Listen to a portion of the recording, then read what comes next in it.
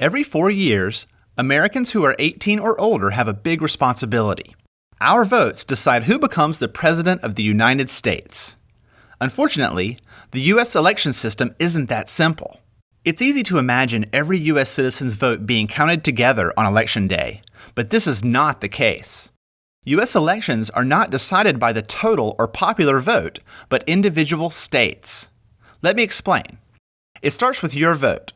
On Election Day, you'll vote for president and their vice president. You get one choice.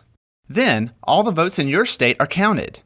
The candidate with the most statewide votes becomes the candidate your state supports for president. This happens across the country until each state has selected their candidate.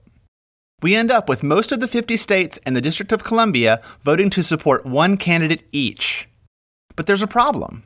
We can't elect a president by just counting up the choices of these states. U.S. states are different. Consider this.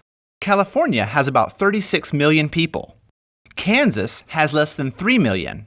We need a way for California's choice to have more influence on the election because the state has more people. The question becomes, how do we make sure each state has the right amount of influence on the election? Well, we need a way to account for the population of each state. As an example, let's consider my home state of North Carolina.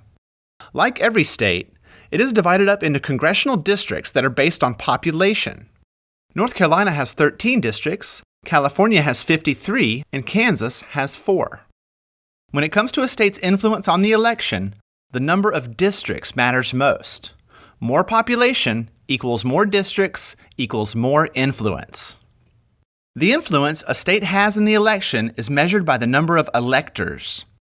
This number comes from the number of districts in a state plus the number of U.S. senators, which is always 2. North Carolina has 15 electors, while California has 55. When a candidate wins the voting in a state, they win that state's number of electors. That's why big, populous states can be so important to candidates. Their electors add up quickly, and the number of electors is what really matters. Here's why. If you add up the electors of all 50 states in the District of Columbia, there are 538 in total. The candidate's goal on Election Day is to win the majority of 538, or 270 electors. Once a candidate wins enough states to reach the 270 majority, they have won the election and become the president-elect. Yay! So, let's recap. Your vote helps your state choose a single candidate. That candidate receives all the electors from your state. The candidate who can win enough states to reach 270 total electors wins the national election and becomes the president-elect. Then, on the following January 20th, the president-elect is sworn in as the next president of the United States. And it all starts with your vote. Make it count.